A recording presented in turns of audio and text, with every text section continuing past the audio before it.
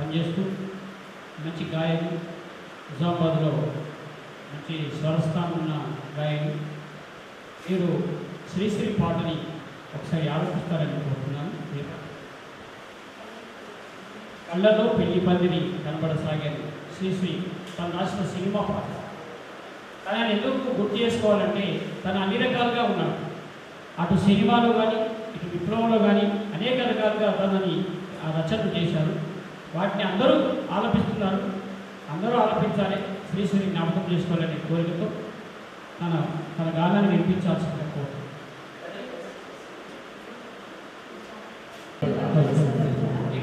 విచ్చేసినటువంటి అత్యంత మహారాజులందరికీ పేరు పేరున నమస్కారం. సాహిత్యంలో నుంచి ఒక చిన్న పాట మేము ముందు అందించబోతున్నాము.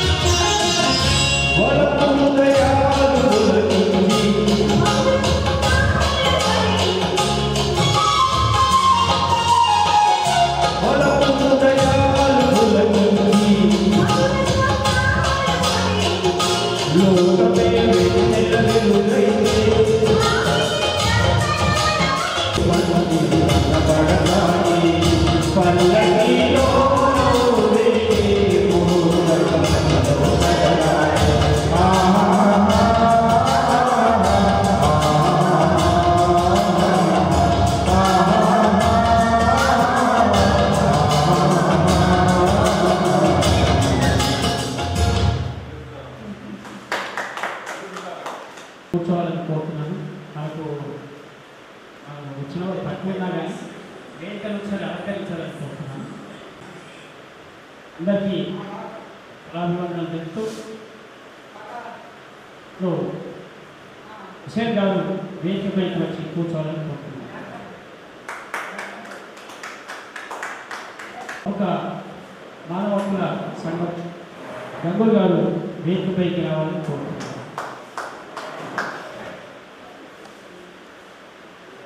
అరుణోదయ రాష్ట్ర అధ్యక్షులు గంగాధర్ గారు వేదికపైకి రావాలని కోరుతున్నాను. అలాగే అరుణోదయ సాయిరెడ్డి గారు వేదికపైకి రావాలని కోరుతున్నాను. రామారెడ్డి నుంచి వచ్చిన రెడ్డి రాజయ్య గారు వేదికను అలంకరించాలని కోరుతున్నాను.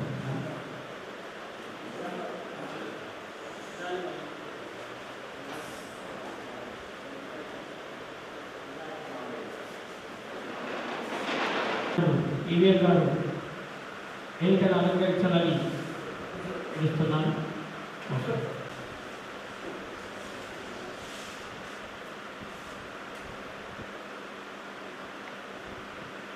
శ్రీశ్రీకి ఒకసారి మనమందరం నివాళి అర్పిస్తూ ఒకసారి తన ఫోటో ముందు అందరం నిలబడి ఒక ఫోటో తీసుకుని ప్రజా కవిత్వం ప్రజా కవిత్వం ప్రజా కళలు అమర్ హై అమర్ హై వర్ధిల్లాలి శ్రీశ్రీ వర్ధిల్లాలి ప్రజా కళలు వర్ధిల్లాలి ప్రజా కళలు వర్ధిల్లాలి ప్రజా కళలు వర్ధిల్లాలి ప్రజా కళలు సాహిత్యం వర్ధిల్లాలి ప్రజా కళలు సాహిత్యం వర్ధిల్లాలి Amar high comrade Sri Sri Amar high Amar high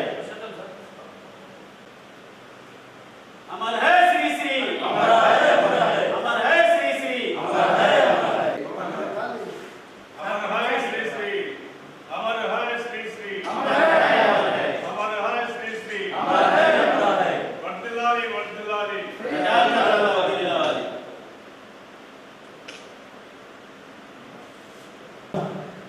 పదిలో విశాఖపట్నంలో శ్రీశ్రీ జన్మించాడు. సావిత్రి సత్యవంతుడు పద్యనాటకం, 1925 విశ్వరూపం, సందర్శనం, గీతమాలిక, కవితా సమితి, శ్రీశ్రీ సాహిత్యం ఈ పద్య విస్తరించింది. వీరసింహం, విజయసింహం అనే నవలను పరిణయ రహస్యం నవలను రాశారు. 1925-27 16 కంటికల్ని ప్రభావ దాంట్లో తన కావ్యం రాసింది. 1928-31 వరకు తదుపరి 1929లో సుస్థాపికలు గీతాన్ని, భారతీయ సాహిత్య గీతాన్ని తన రాశాడు. పద్యకవి, భావకవి, అభ్యుదయ కవి, విప్లవవాది, మహాప్రస్థానం, ఖడ్గ సృష్టి, మరో ప్రస్థానం, చిత్రాలి, రేడియో నాటికలు, మరో ప్రపంచం, శ్రీశ్రీ వ్యాసాలు అనేకమైనవి తన గీత రచనలో రాశాడు. శ్రీశ్రీ ఒక కవిత్వాన్ని మామూలు వాళ్ళు కూడా మామూలు భాషలకు వెళ్ళాలని చెప్పేసి తను చాలా తాపత్రయపడుతూ ఆ కవిత్వానికి తన ప్రారంభకుడు ఈ కవిత్వం రాయడం సులువుగా రాయడానికి ఒక మలుపు మలిపి ఒక మైలురాయిగా ఇచ్చిన శ్రీశ్రీ. నేను సైతం ప్రపంచానికి తెల్లరేకై పల్లవిస్తాను, నేను సైతం విశ్వవీణకు తంతినై మూర్ఛలు పోతాను, నేను సైతం భువనపు భావునై పైకి లేస్తాను అని తన రచనలో చేశాడు. బ్రిటిష్ వాళ్ళకు వ్యతిరేకంగా అరసం స్థాపించినప్పుడు అరసం అధ్యక్షుడిగా తన విరసం పెట్టినప్పుడు కూడా విప్లవ రచయితల సంఘంని కూడా తను ప్రారంభించి అందులో కూడా ఒక భారతదేశానికి తెలంగాణకు కూడా తన పాటలతో ఉర్రుతొలగించిన శ్రీశ్రీ. ఆ శ్రీశ్రీ తర్వాతనే కవిత్వం ఎట్లా రాయాలి, ఎలా రాయాలి, ప్రజల్ని ఉత్తేజపరుస్తూ తనలో చేస్తూ శ్రీశ్రీ ముందుకు వెళ్ళి ఇప్పటి వరకు కూడా మనం 1910 తర్వాత ఈ రోజు కూడా మనం జ్ఞాపకం చేస్తున్నామంటే శ్రీశ్రీ రచనలు ఎంత ఘాటుగా ఉన్నాయి, తను ఎంత ప్రజల్లోకి వెళ్ళిండు అనేది మనము మననం చేసుకోవాల్సిన అవసరం ఉందని ఈరోజు తనని 43వ వర్ధంతి సందర్భంగా మనం అందరం వచ్చిన వాళ్ళందరికీ మనము కళాభివందనలు తెలుపుతున్నాము. ఈ సందర్భంగా ఈరోజు మహాకవి శ్రీశ్రీ 43వ వర్ధంతి సందర్భంగా ఏర్పాటు చేసిన కార్యక్రమానికి చేసిన అందరికీ మానవ వేదిక వేదిక మీద ఉన్న పెద్దలకు ఉద్యమ అభినందన. ఇంకా నిజామాబాద్ జిల్లా సాహిత్యానికి కళలకు రాష్ట్ర వ్యాప్తంగా గుర్తుంది. ఎంతో వైభవంతో వికసిస్తున్నటువంటి నిజామాబాద్ జిల్లా సాహిత్యంలో మనం ఒక్కసారి నిర్వహిస్తుంటే ఆ వైభవం ప్రేరణ ఇస్తుంది. కానీ సమాజీవుల పక్షాన అనగారిన వర్గాల పక్షాన పీడిత ప్రజల పక్షాన గొంతెత్తి అక్షరాయుధం చేసి ఎన్నో ఉద్యమాలను ప్రేరేపించినటువంటి మహాకవి శ్రీశ్రీ మన జిల్లా సాహిత్యకారులు కళాకారులు వీళ్ళందరూ కూడా విస్మరిస్తున్నటువంటి ఒక బాధ అయితే మాకు అనిపిస్తుంది. మళ్ళీ ఇప్పుడు ఆ మహాకవి శ్రీశ్రీ యొక్క అంతరంగానికి ఆవిష్కరణ ఆయన ఆశించిన సమాజాన్ని ఆవిష్కరించడం కోసం మళ్ళీ మన కర్తవ్యాన్ని ప్రబోధించడం కోసం ప్రేరణ కల్పించడం కోసం శ్రీశ్రీ యొక్క జరపడం అనేది చాలా సంతోషంగా ఉంది. అలాగే ప్రజానాట్య మండలి అమలు సాహిత్య తర్వాత స్థానిక కళా సంస్థ నిర్వహించడం అభినందన. ఈ క్రమంలో మనం ఆలోచించాల్సింది ఏంటంటే మానవుడి సంగతి విధానాలు అమలైన తర్వాత వ్యక్తిగతం నుంచి కుటుంబ వ్యవస్థ నుంచి సమాజ సంబంధాల మీద ఇచ్చిన చూస్తున్నాం. కుటుంబ సంబంధాలు తెగిపోతున్నాయి, అనుబంధాలు తెగిపోతున్నాయి, ఆత్మీయ బంధాలు తెగిపోతున్నాయి. అన్ని రంగాలు సంక్షోభం ఎదుర్కొన్నట్టే వ్యవసాయ రంగం, పారిశ్రామిక రంగం, సామాజిక సమాజం అన్ని రంగాలు సంక్షోభాన్ని ఎదుర్కొన్నట్టే సాహితీ రంగం, కళారంగం కూడా సంక్షోభంలో పడింది. ఈరోజు గ్రామీణ ప్రాంతాల్లో వైభవంగా విస్తరించిన జానపద కళారూపాలను కూడా కనుమరుగైంది. కార్పొరేట్ కల్చర్ ప్రతి ఇంటికి తలుపు వచ్చి చొరవడి తట్టిలేవి మనకు ఇంట్లో చొరబడుతుంది. పిల్లలంతా కూడా సెల్ ఫోన్లకు కనెక్ట్ అయిపోయి అసలు ఎవరు పట్టించుకునేటువంటి పరిస్థితి కూడా లేకుండా పోయింది.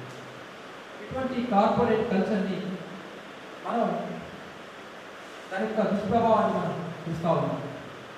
అలాగే మన సాహితీ రచనలు అనేక కళారూపాలు, సాహిత్య ప్రక్రియలు, కవితలు కావచ్చు, వ్యాసాలు కావచ్చు, విశ్లేషణాత్మక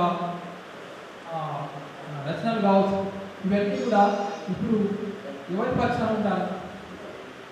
సాహిత్య ప్రక్రియ అనేది కళారూపాలు ఎవరి పక్షాన ఉండాలని మనం ప్రశ్నించుకోవాల్సి వస్తుంది. మనం శ్రీశ్రీ యొక్క సాహిత్యంలో చూసినట్టయితే కహాత్మాన్ కట్టిన ఊరి లేబరని ప్రశ్నించారు.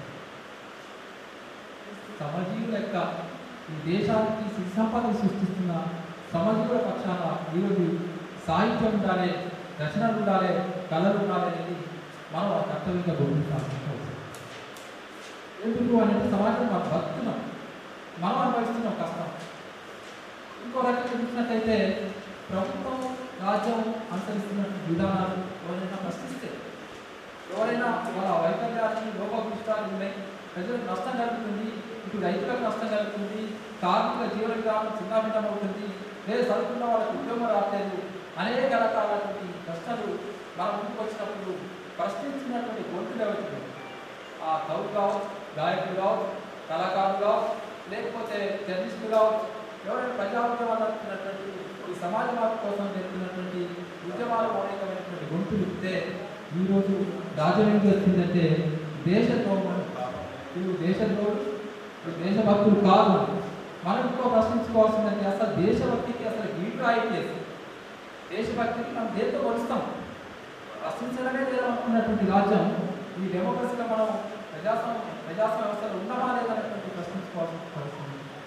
ఈరోజు చాలా దేశంలో, రాష్ట్రంలో మనం అన్ని చూసుకున్నట్టే అసలు మేము ఈరోజు మాకు ఇది అన్యాయం జరిగిందని రోడ్డు నుంచి వచ్చే పరిస్థితి కూడా లేకుండా ముందస్తుగానే అరెస్ట్ చేసేసి మన పోలీస్ స్టేషన్లో పెడుతున్నటువంటి పరిస్థితి.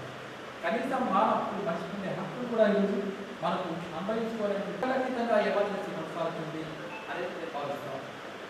ఇవన్నీ దృష్టిలో పెట్టుకొని మనం ఏంటంటే ఇప్పుడే మనం ఒక ప్రేరణ కల్పించి అందరినీ ఒక ఆలోచనాత్మక ప్రేరణ కల్పించేటువంటి ఈ శ్రీశ్రీ యొక్క వర్ధంతి అనేది ఇంకతో మనం ఎంతమంది వచ్చినామా, నలుగురు వచ్చినామా, ఇద్దరు వచ్చినామా అని కాదు.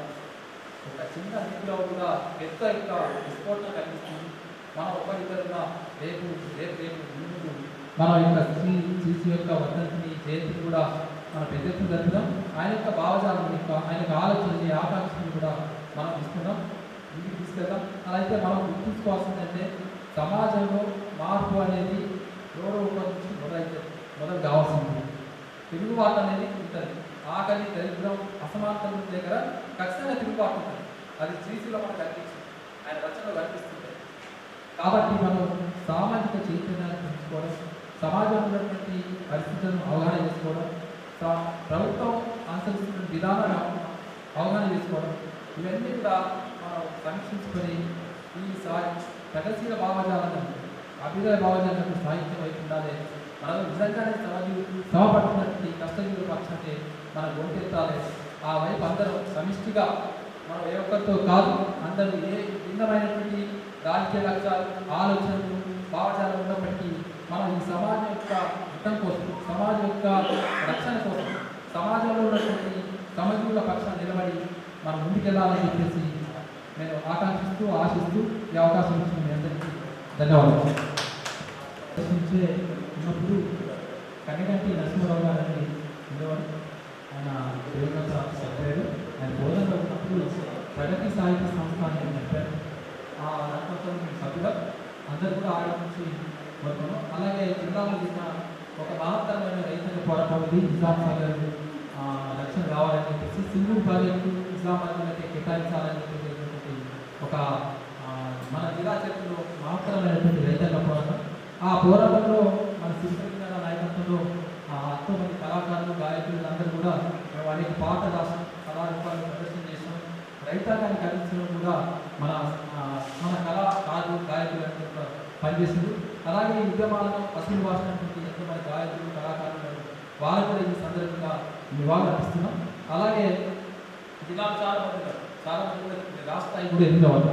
అలాగే మనకు అనేక సాహిత్యాంశాల మీద మానవ హక్కుల వేదిక రాష్ట్ర అధ్యక్షులుగా పనిచేసినటువంటి సీనియర్ న్యాయవాది, నిజంగానే ప్రజల పక్షం, జీవితాంత ప్రజల పక్షం హక్కుల కోసం పనిచేసిన గొర్రెపాటి మాధవ సార్ నాకు చాలాసార్లు సాహిత్యాంశాల మీద మనం అనేక విషయాలు చెప్పారు. మేము ఆయన చెప్పినటువంటి అడుగులో, మేము ఆయన చెప్పినటువంటి కాన్స్టిట్యూషన్లో, ఆయన చెప్పినటువంటి ఆలోచనలో మేము ముందుకెళ్తున్నాం. మీరు కూడా మానవ హక్కుల వేదిక కూడా మీరు అందరూ కలిసి ముందుకు తీసుకెళ్దాం ఉద్యమాన్ని చెప్పేసి ఈ సందర్భంగా కోరుతున్నాం. ఇంత అవసరమో పాత్ర అవసరం.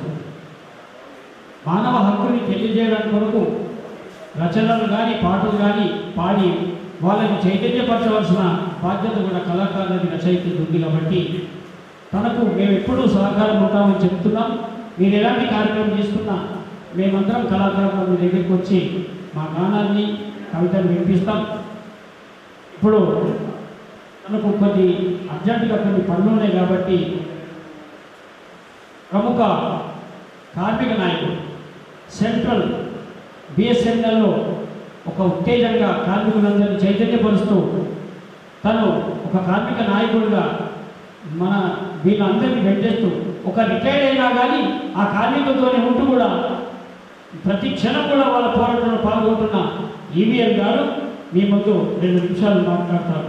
తను అంటున్నాడు, నేను కవిని కాను, ఏది కాను, కానీ పోరాట నాయకుడే కవి, పోరాట నాయకుడు కూడా కవి, గాయకుడు. కాబట్టి మీరు 2 మాటలు మాట్లాడాలి.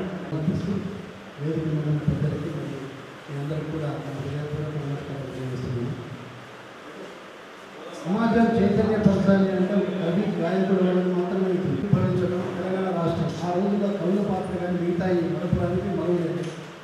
అలాంటి సమాజాన్ని మేల్కొల్పి చైతన్యవంతులు చేసిన ఆ రోజు నుంచే 1910 పుట్టిన తర్వాత అప్పటి నుంచి కూడా ఆయన శ్రీశ్రీ గారు చాలా గొప్పగా సమాజం కోసం, సమాజ అభివృద్ధి కోసం పాటుపడిన వ్యక్తి.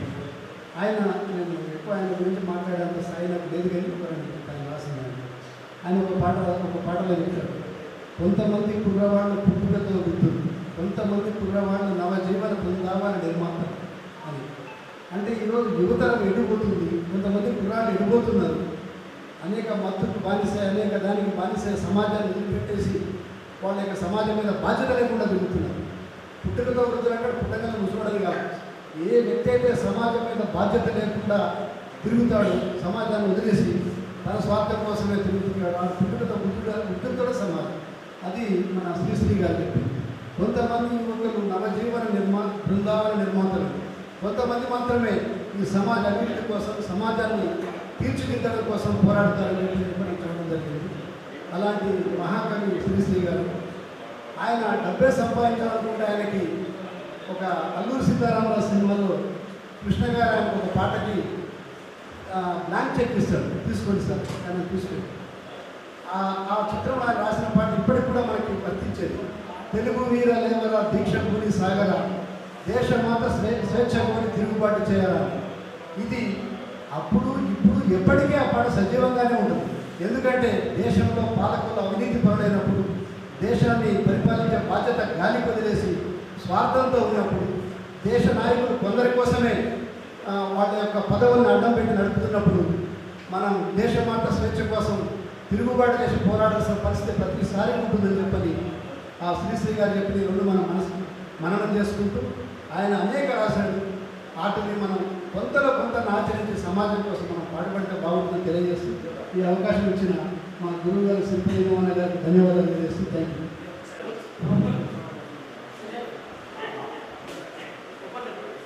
విశేషించినటువంటి పెద్దలకు వందనాలు.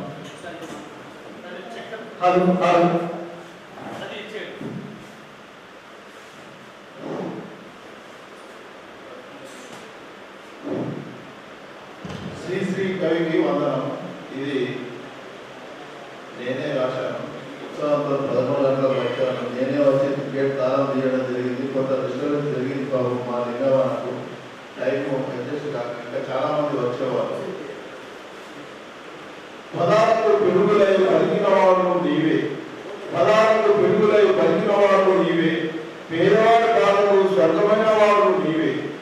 బానిస సంఖ్యలను భగ్నం చేయమని, బానిస సంఖ్యలను భగ్నం చేయమని భక్తుల యుద్ధానికి దిక్సూచి అయిన వాడివి నీవే. కవిత అంటే కరలే కాదని చెప్పి, కవిత అంటే కరలే కాదని చెప్పి కష్టజీవి చెట్లకు విలువ నేర్పావు. విప్లవ ద్వారాలతో అక్షరాలు వెలిగించి, విప్లవ ద్వారాలతో అక్షరాలు వెలిగించి సమసమాజ స్వప్నాన్ని హృదయాల్లో నాటావు. మహాప్రస్థాన మార్గం చూపిన మహాకవి, మహాప్రస్థాన మార్గం చూపిన మహాకవి, మానవత్వమే నీ కవిత్వపు శ్వాస. కాలం మారినా నీ మాటల ప్రతిధ్వని, కాలం మారినా నీ మాటల ప్రతిధ్వని ప్రతి తరంలో కొత్త చైతన్యానికి నాంది.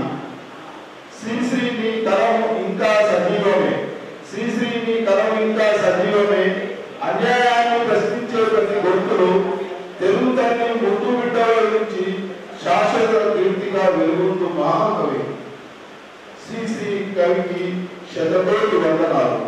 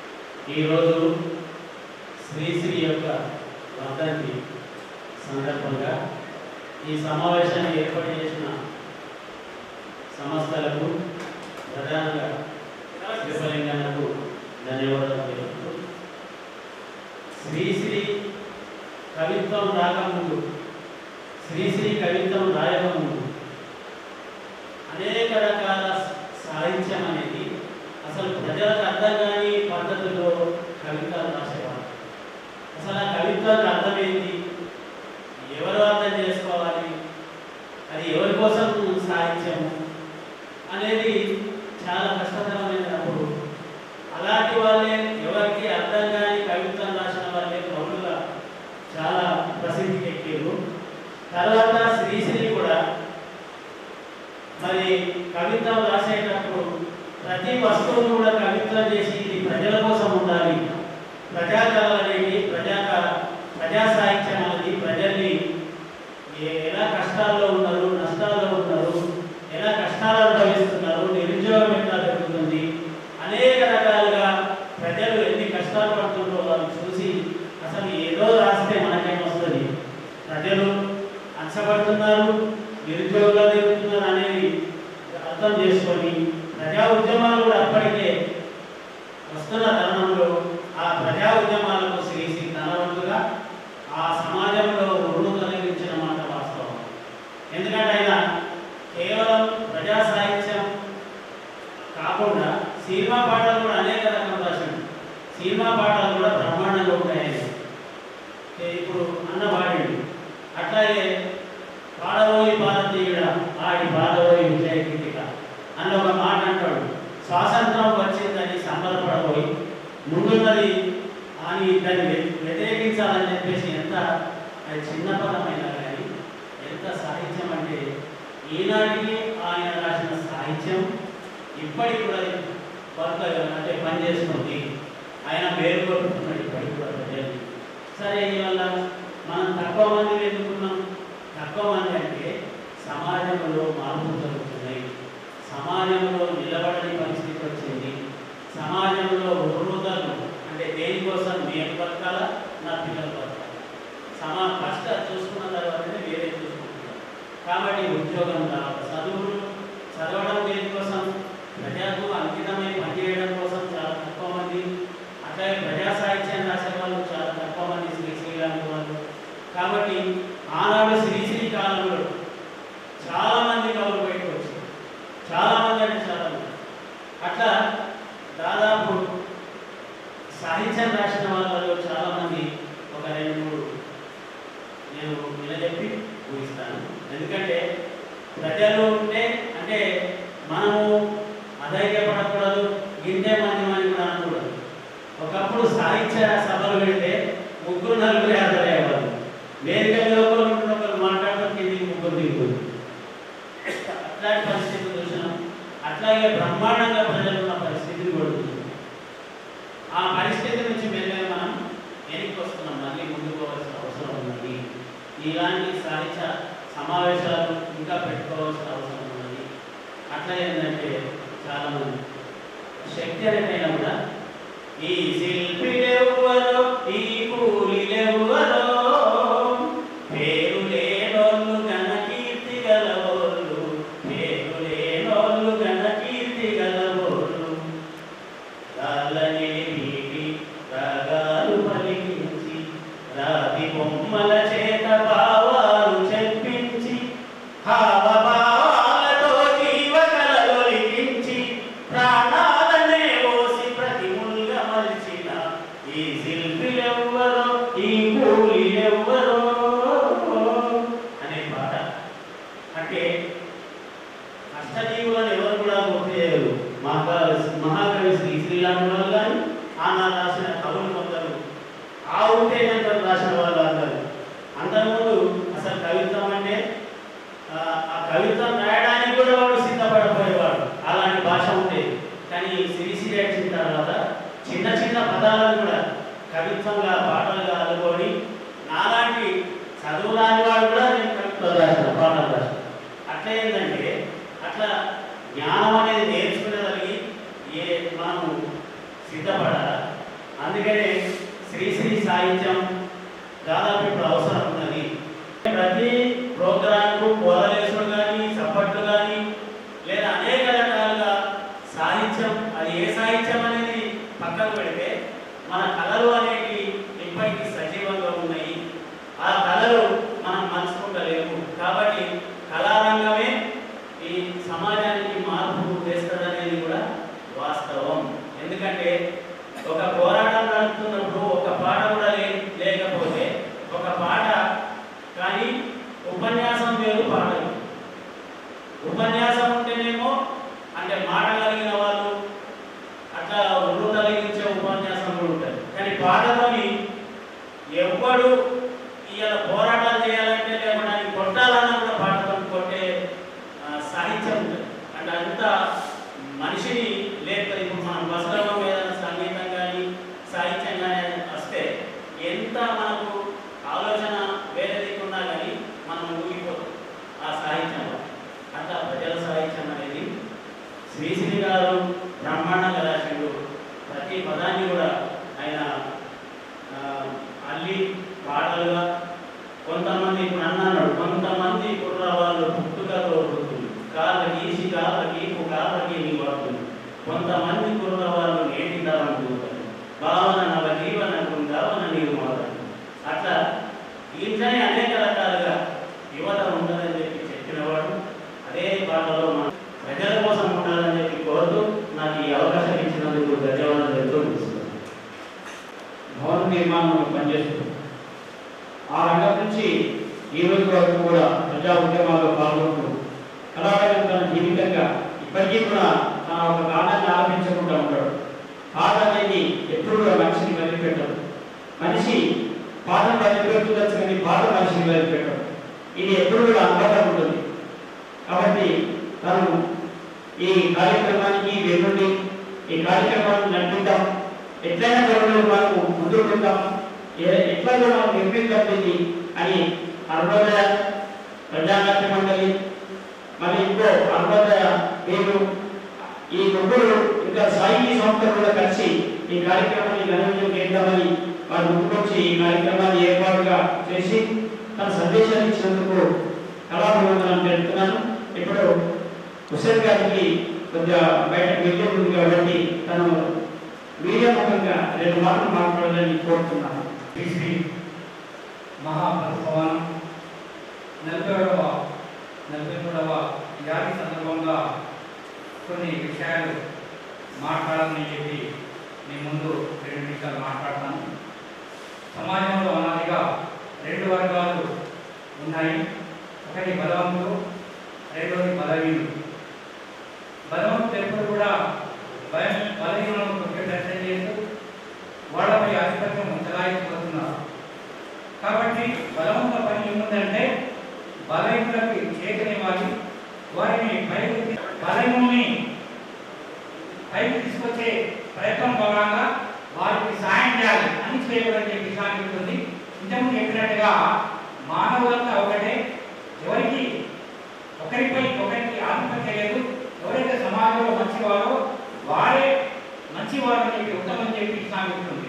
ఎప్పుడైతే ఈ యొక్క జమాత్ ఇస్లామీ అనే సంస్థ దాదాపుగా భారతదేశంలో 80 years నుంచి 80 సంవత్సరాల కాలం నుండి పనిచేస్తున్న సంస్థ అందరినీ కలిపే ప్రయత్నం చేస్తూ అన్ని వ్యక్తులకు దూరం చేస్తూ అన్ని కులాలని, మతాన్ని, భాషల్ని వేరువేరుగా కాకుండా అందరినీ ఒకటే అని చెప్పి కల్పించే ప్రయత్నం చేస్తున్న సంస్థ. ఏదైతే మన శరీర లింగం గారు ఉన్నారో, ఒక కవి, విప్లవ రచయిత, ఈ ప్రజానాట్య మండలి అరుణోదయ అని చెప్పి ఏదైతే ఈ యొక్క మహానుభావుడు జిల్లాలే కాకుండా రాజ్యాంగంగా తన నిరంతరంగా కృషి చేస్తున్నాడు. సమాజంలో సమాజం కోసం నిరంతరంగా శ్రమిస్తున్న ఒక వ్యక్తి, ఒక మహాశక్తి. ఏ విధంగా అయితే శ్రీశ్రీ గారు తన యొక్క జీవితాన్ని సర్వస్వం త్యాగం చేసి జీవితాన్ని తన యొక్క సమాజం కోసం అంకితం చేసిన ఒక మహానుభావుడు, వారి అడుగుజాడలు నడుస్తున్న శ్రీపలింగం గారికి ప్రత్యేక ధన్యవాదాలు చేస్తూ ముగిస్తున్నాను. ధన్యవాదాలు.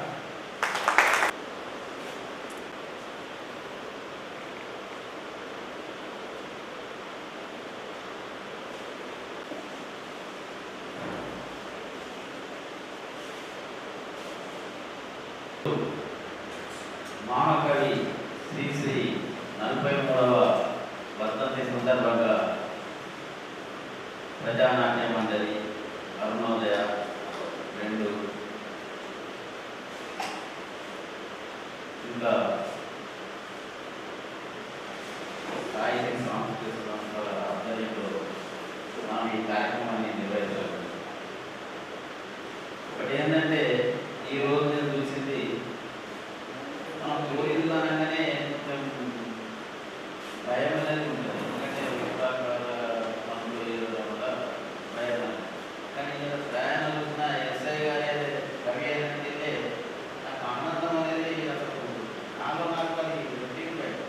అంటే కవులు కళాకారులు అనేక రంగాలలో ఉంటారనేది ఇది సత్యం. కాబట్టి గ్రామాలలో కూడా నేను ఈ పదే అన్నతో చెప్తున్నాను. ఇప్పుడు ఇది గురుబోధం పాటలు పాడతారు. వాళ్ళకి అక్షరం రాకుండా కానీ చాలా మంచి పాటలు పాడతారు. ఆ పాటలు అయితే వినడానికి సొంపుగా చాలా ఉంటాయి. వాళ్ళని మనం అందుకోవడంలో దూరమవుతున్నామనేది నేనైతే గట్టిగా ఫీల్ అవుతున్నాను. మరి ఇవాళ ప్రజల కోసం పనిచేసి తను చనిపోయి 43 సంవత్సరాలైన శ్రీశ్రీ గారిని ఈరోజు మనం ఎందుకు యాడ్ చేసుకుంటున్నామంటే ఆయన మరణం హిమాలయ పర్వతాల కన్నా ఎత్తైనది గొప్పదని చెప్పేసి నేను ఈ సందర్భంగా తెలియజేస్తున్నాను. కాబట్టి ఈ మన కళాకారుల ఐక్యవేదిక అనేది దాదాపు 2 సంవత్సరాల క్రితం నుంచి నడుస్తూ ఉందని, దీంట్లో సంఖ్యరీత్యా మనం తక్కువైనా అయ్యేలా కానీ దీంట్లో 100% మనం సక్సెస్ అయినాం అనేది నేను మనస్ఫూర్తిగా చెప్తా ఉన్నాను. ఎందుకంటే మనము రాజీవ్ గాంధీ ఆడిటోరియంలో ఆ ప్రోగ్రామ్ చేస్తే మన జిల్లా జడ్జి గారు మేడం వచ్చింది. ఆ మేడం కూడా తన ఉపన్యాసంలో మన మనవడికి ప్రతిరోజు అన్నం తినిపించేటప్పుడు ఆ పాట పాడు రాను నేను ముంబైకి రాను ఆ పాట పెట్టుకుంటా అన్నం తినిపిస్తా అని చెప్పి మేడం గారే ఆ పాట పాడితే ఒక జిల్లా జడ్జిగా అంటే వాళ్ళ కుటుంబం కూడా ఒక కుటుంబ నేపథ్యం కూడా ఈ కళారంగం నుంచే వచ్చింది. నేను నిజామాబాద్ ఏమనుకున్నా అంత హాయిగా హ్యాపీగా ఉందని చెప్పేసి జిల్లా జడ్జి గారు కూడా కల్చర్గా ఆమె ఎంతో హ్యాపీగా ఫీల్ అయ్యారు. కాబట్టి జడ్జి ఫీల్ అయిన మనం ఇంకా ముందు ఇదే ఐక్యతతో ఈ ఐక్యత ఎల్లప్పుడూ, ఎందుకంటే ఈరోజు కళారంగంలో కాదు ఇలా మన భారతదేశంలో పాలక వర్గాలు జరుపుతున్న కుట్రలు అనేక రకాలుగా ఉన్నాయి, మీ అందరికీ తెలుసు. కాబట్టి ఒక్కరుగా ఏం లేదు. ఇంకా మనం ఇంతకుముందు బయట ఒక్కరు చేస్తే ఏదో చేస్తుంది, కానీ అది జరగదనే కాదు. మనమందరం ఉంటేనే బాగుంటుందని చెప్తున్నాను. ఆ తపన తనలో ఎప్పుడూ ఉంటుంది. ఈ తపన లింగంలో ఇంకా ఎప్పటికీ ఉండాలని చెప్పేసి సందర్భంగా నేను కోరుకుంటున్నాను. ఎందుకంటే శత్రువు బలంగా ఉన్నాడు, మనం ఢీలా ఉన్నాం. శత్రువుని ఢీకొనాలంటే మనం బలంగా ఉండాలి. మరి అందరూ ఉపన్యాసాలు ఇస్తే ఉపన్యాసాల ద్వారా కొందరు అది విద్యావంతులు అర్థం చేసుకుని ఇంకా మాట్లాడి ఉన్నది ఈ సమాజం కష్టాలు ఉందని భారతదేశంలో కష్టాలు ఎదుర్కొల వ్యవస్థ వాటిని మాట్లాడి అది చదువుకున్న వరకు మాట్లాడుతుంది. అదే ఒక్క జరిగించే పాట పాడితే తెలంగాణ ఉద్యమంలో ఫిబ్రవరి 6, 2010 ఆర్కంలో మేము ప్రోగ్రాం పెట్టాం. దేశపతి శ్రీనివాస్ వచ్చింది. జనం అంటే జనం, మార్కెట్ యార్డ్ మొత్తం లిడిపోయింది. మన టీవీకి అలా సరిపడుతుందా తను మాట్లాడతానంటే వెళ్తాను మాటకారి కానీ పాటకారి కాదు. ఆ ఉపన్యాసం మన జనానికి సరిపోతుంది. మాట్లాడేది మనసులో సరిపోతుంది.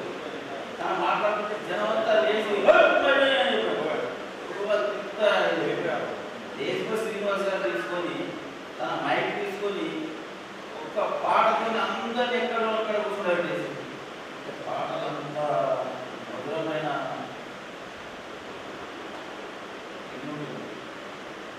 అసలు ఇక ఎంత అంటే ఉరిపించడు ఆయన ఒక్కడే పాటల మీద పాటలు పాడి అందరినీ ఉత్తేజపరిచారు.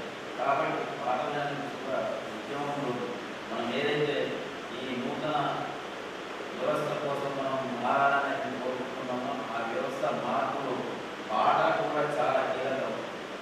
ఆ దాంట్లో కూడా మా కవులు కళాకారులు అందరం కూడా ఏకతాటి మీద ఉండి ఎన్ని పార్టీలు వేరైనా ఎజెండాలు వేరైనా జెండాలు వేరైనా ఈ ఐక్యత ఇదే విధంగా కొనసాగాలని కోరుకుంటూ మరి మహాకవి శ్రీశ్రీ గారికి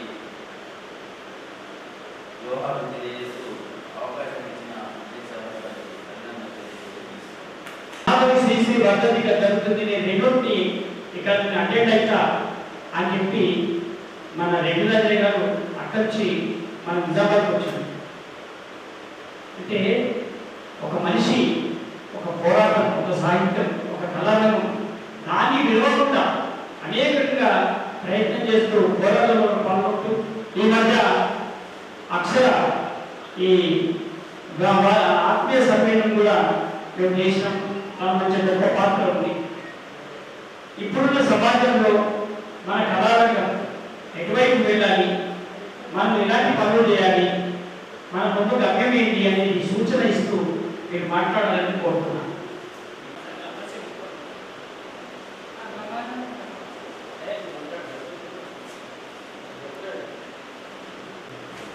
కళాకారులు సాహిత్య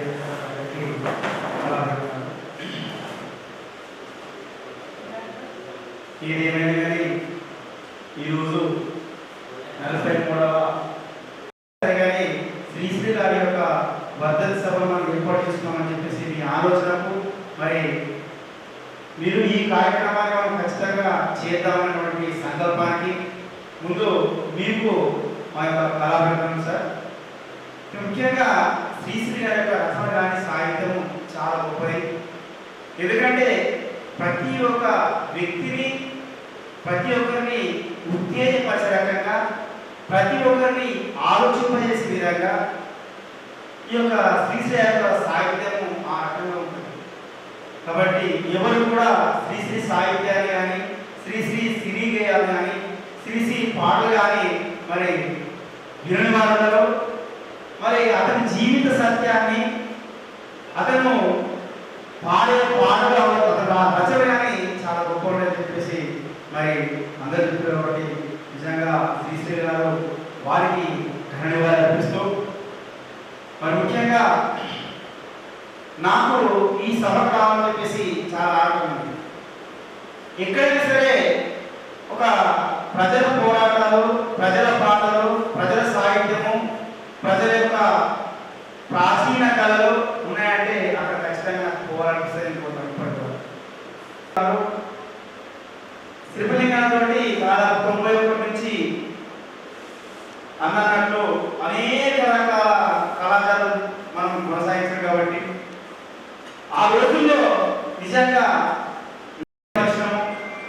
ముఖ్యంగా ఇప్పుడు చెప్పే విషయం ఏంటంటే ఈ రోజుల్లో ఇప్పుడు కూడా లింగాన్న మరి ఈ కళారూపాన్ని ప్రజలు తీసుకుని ముందుంటున్నారు.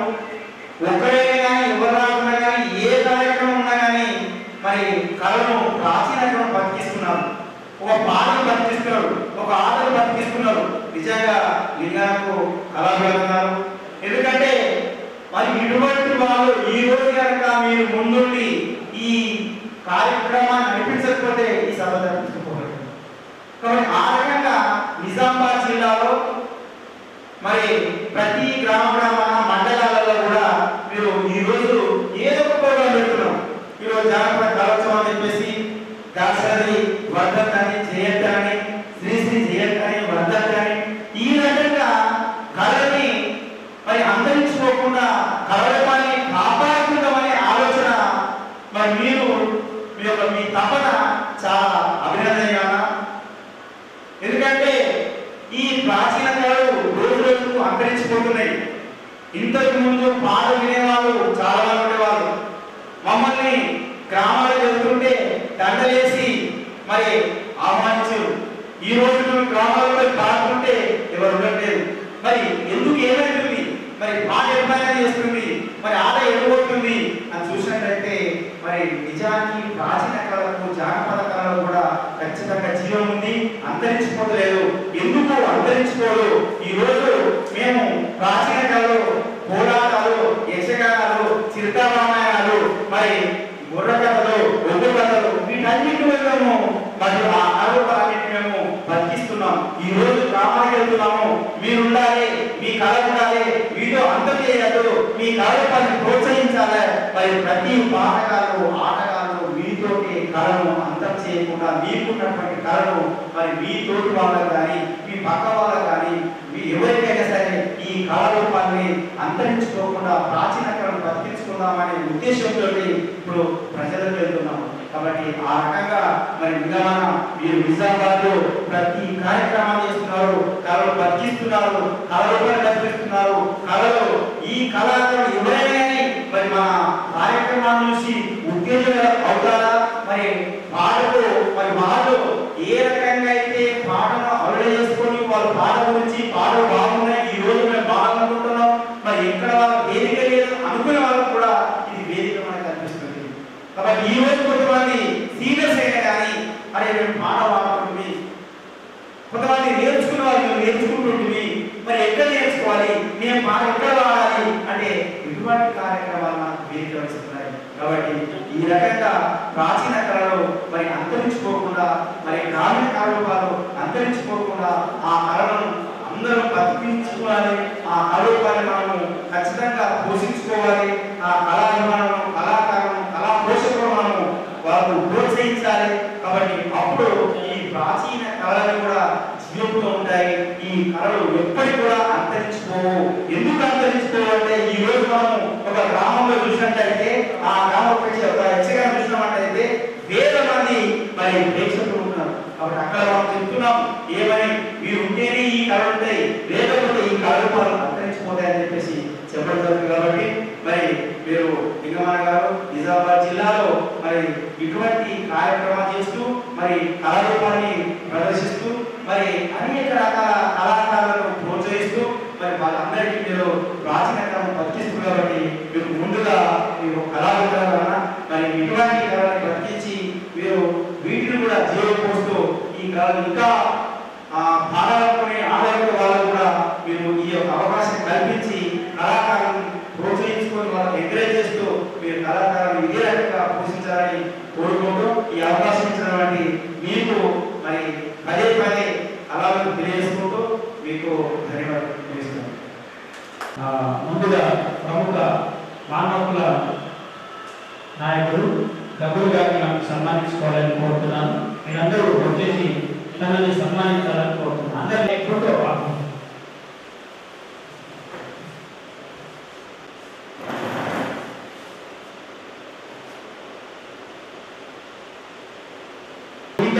కళలు ఖండితం చేశారు. వారికి చిరు సన్మానం తీసుకోవాలని కోరుతూ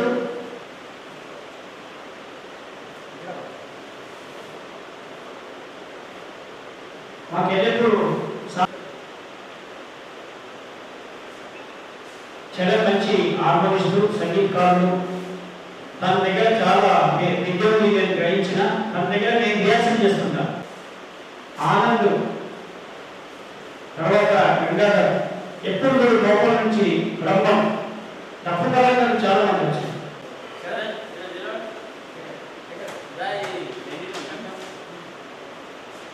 సాయిరెడ్డి గారు గాయకుడు, తర్వాత గాయకుడు సిటీ గాయకుడు, హిందీ పాటలు మంచి పాటలు. తన నుంచి కూడా మేము నేర్చుకోవాల్సిన అవసరం బాగా ఉంది.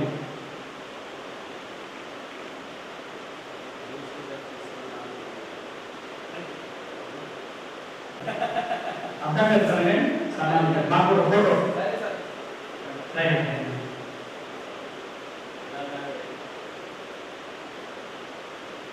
చాలా రోజుల నుంచి స్నేహితులం, ఒకే దాంట్లో ఉండి పాటలు పాడేవాళ్ళం.